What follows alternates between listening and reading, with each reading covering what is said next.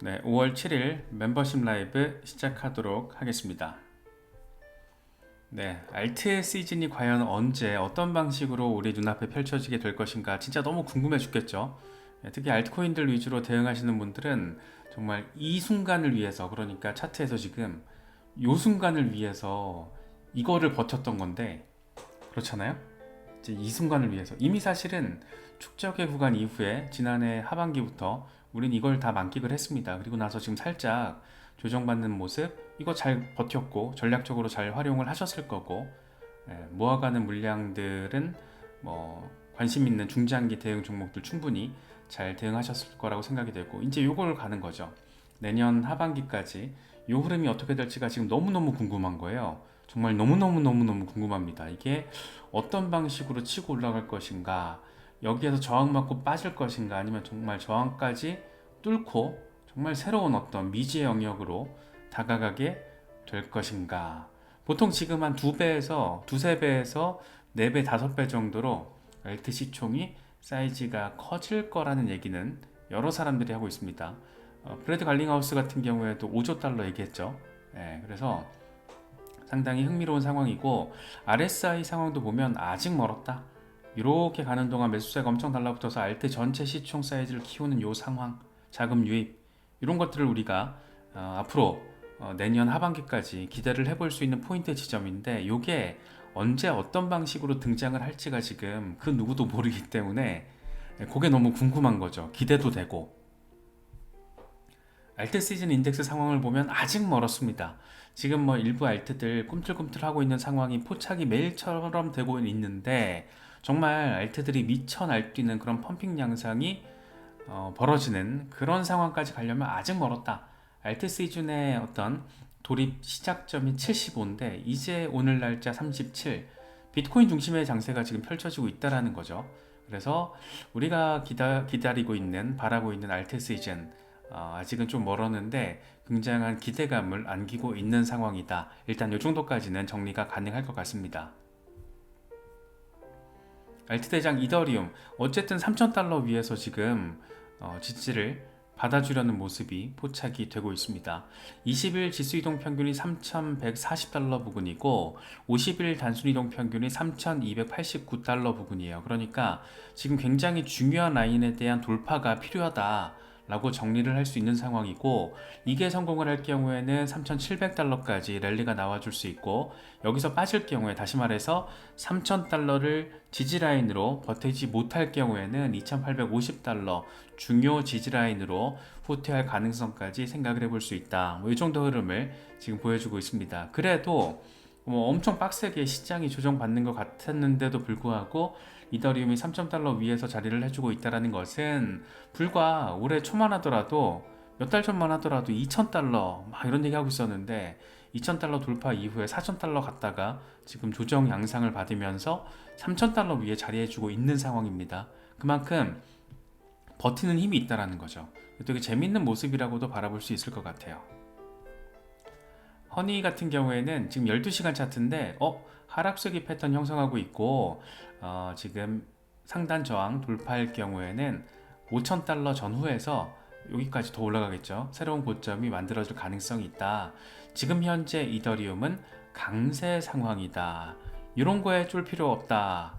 이렇게 바라보면 엄청 의미 있는 지금 흐름이 이어지고 있다라는 점을 우리가 느낄 수가 있습니다. 4,000달러에서 조정 진짜 빡세게 받긴 했어요. 이렇게 보니까.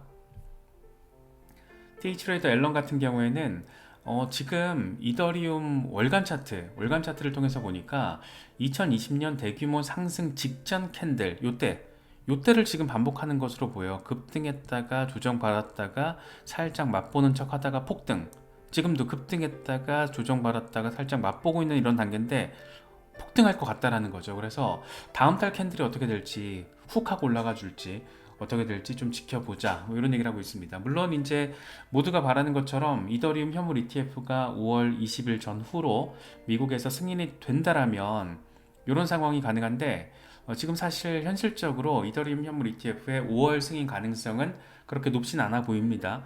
뭐 승인되면 좋겠는데 그렇게 높아 보이진 않아요. 그렇기 때문에 이더리움이 기술적인 흐름을 타고 반등세를 보여줄지, 아니면 또 다른 재료를 통해서 그 그걸 등에 업고 의미 있는 흐름을 보여주게 될지 상당히 궁금한 포인트 지점이라고 할 수 있을 것 같습니다. 일단 이더리움이 잘 움직여주면 본격적인 알트 시즌, 알트 순환매 양상이 펼쳐지게 될 거라고 우리가 기대를 하고 있는 거잖아요.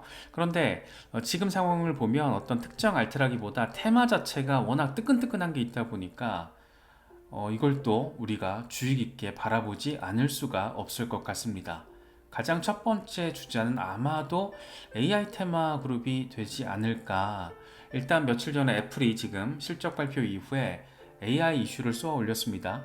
그렇다 보니까 AI와 관련된, 특히 애플과 관련된 뭐 이런 것들이 지금 움직이고 있고, AI 관련 기업들의 실적 시즌도 들어가게 되면서 특히 5월 22일에 엔비디아 실적 발표가 지금 공개가 되죠.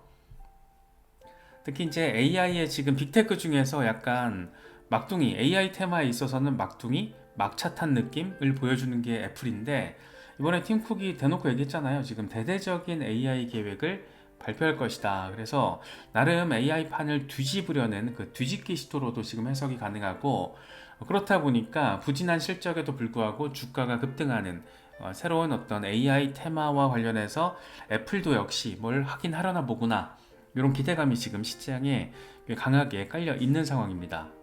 근데 재밌는 거는 AI 테마가 단순히 특정 빅테크 몇 곳의 테마가 아니라는 거죠. 이 시대를 지금 주름 잡고 있는 테마이기 때문에 크립토 영역에서, 블록체인 영역에서의 AI 테마 프로젝트들도 우리가 관심 있게 바라볼 수밖에 없죠. 특히나 지금 애플과 직접적으로 연결되고 있는 크립토 프로젝트는 랜더입니다. 랜더의 옥테인 X가 렌더링 앱인데, 이게 3D 이미지를 사실감 있게 렌더링을 한다라고 해요. 어느 정도인지는 저는 모르겠는데 뭐 이렇대요. 뭐 사실감이 있는 것 같긴 하네요. 그런데 이게 지금 아이패드에 연동이 된다고 합니다. 그래서 애플과 렌더의 옥테인 X 앱, 이게 지금 상당한 양사의 파트너십으로 주목을 받고 있습니다. 그렇다 보니까 지금 오늘자 코인마켓캡에서 AI 테마로 지금 랭킹을 분류를 한 거거든요. 뭐 가장 위에는 지금 니어 프로토콜이 있고, 바로 그 밑에 렌더가 지금 있죠.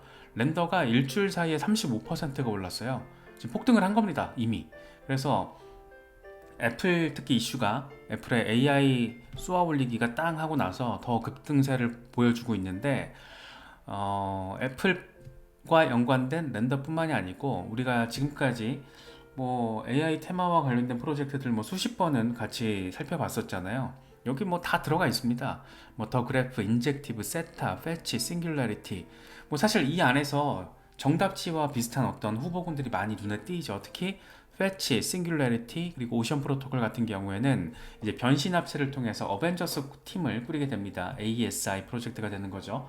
그래서 아마 세 개가 합쳐지면 여기 어딘가에 이제 이름을 올리게 될 거예요. 그래서 되게 재밌는 상황이 지금 펼쳐지고 있고, 우리가 뭐 특히 뭐 패치 같은 경우에, 패치나 렌더 같은 경우에 고점 찍었을 때 어떤 프로젝트의 의미 분석을 하면서 지금 절대 들어가면 안 된다라고 말씀을 강조해서 드렸었잖아요. 아마 그때 들어가신 분들 안 계셨기를 바라고, 조정받을 때 들어가야 된다고 조정 많이 받았죠. 렌더 같은 경우도 그렇고, 뭐 여기 있는 애들 다 조정 빡세게 받았어요.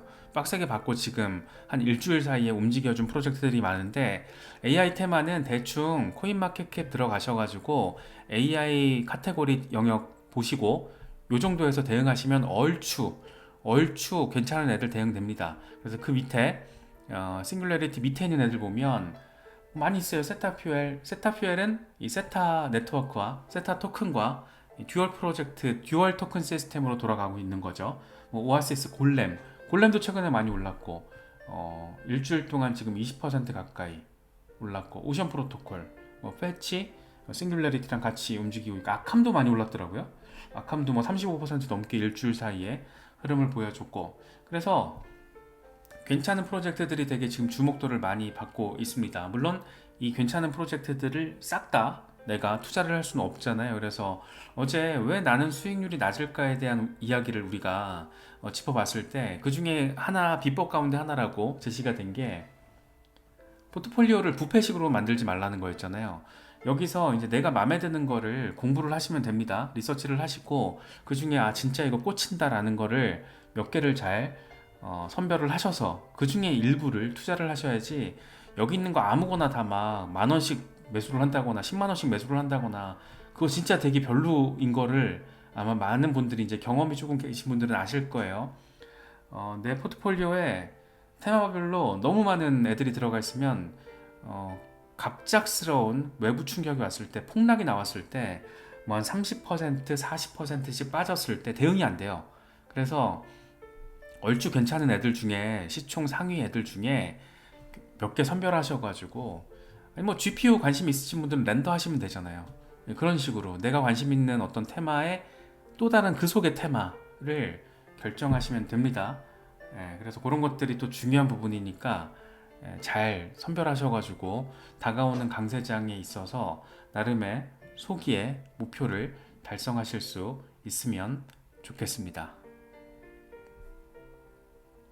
또 하나, AI 테마와 더불어서 또 하나 빼놓을 수 없는 테마가 RWA, 실물자산 토큰화 이슈잖아요.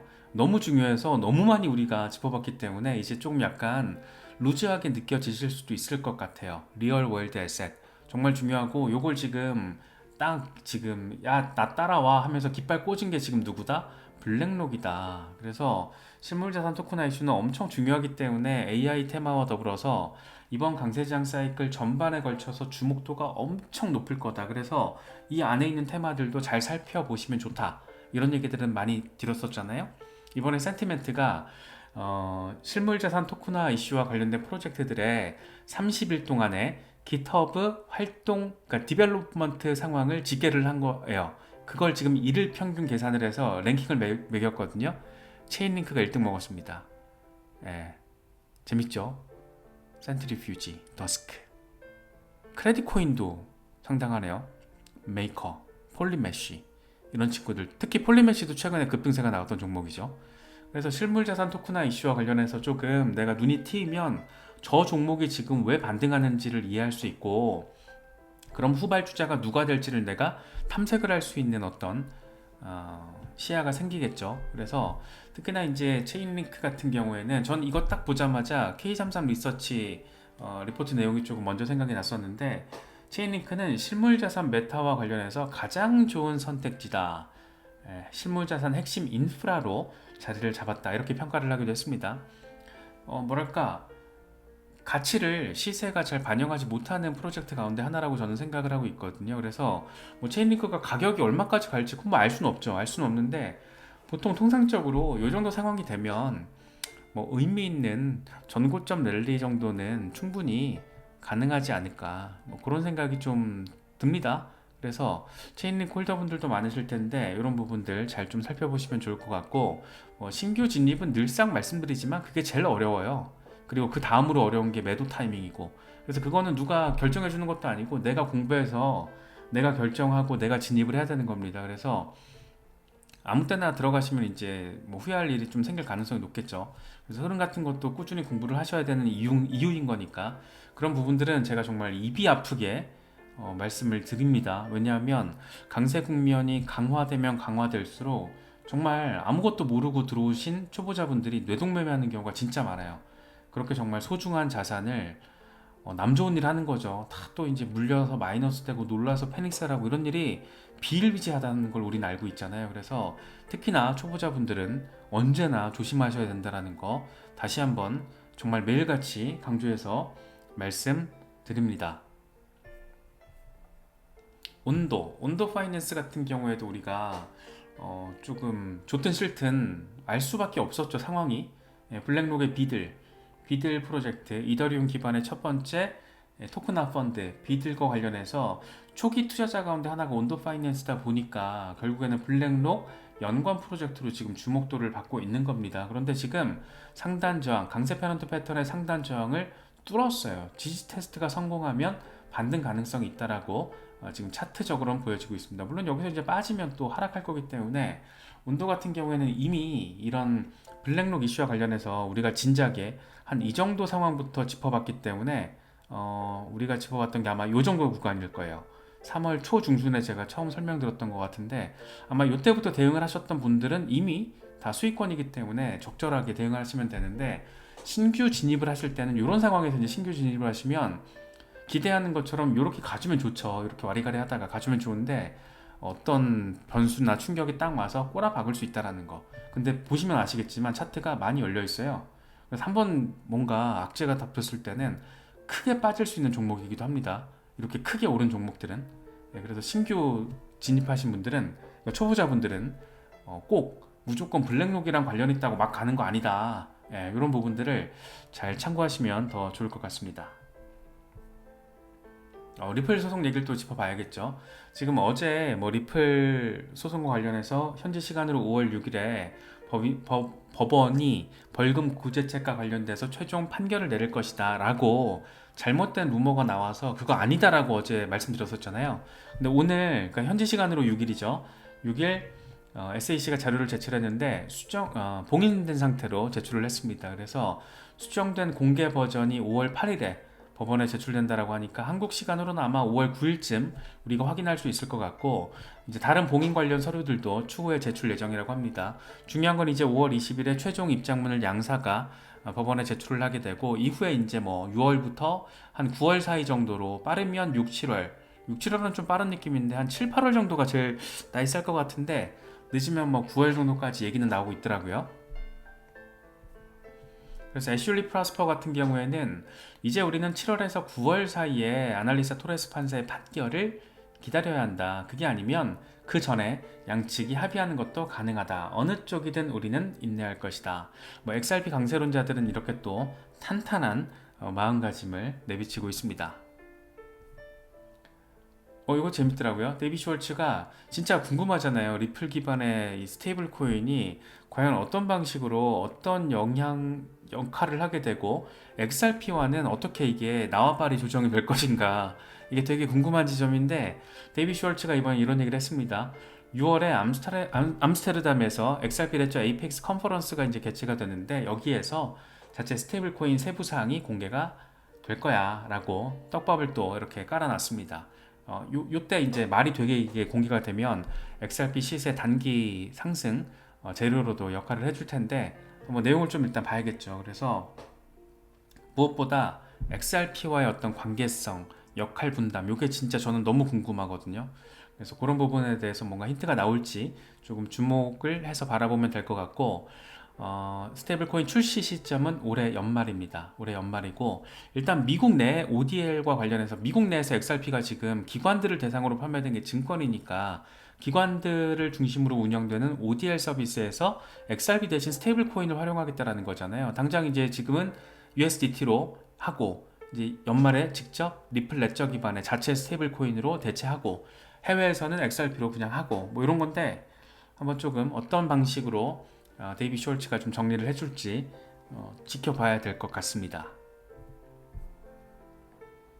월드 오브 차트 솔라나 얘기하더라고요. 솔라나는 예상했던 것처럼 8% 수준으로 반등을 했는데, 여기서 큰일 없으면 더 반등할 거야. 이제 새로운 고가를 향해서 나아가게 될 거고, 지금 솔라나 같은 경우에는 $200 찍고 지금 빠졌잖아요. 그래서 과연 어떻게 될지 이것도 참 궁금합니다.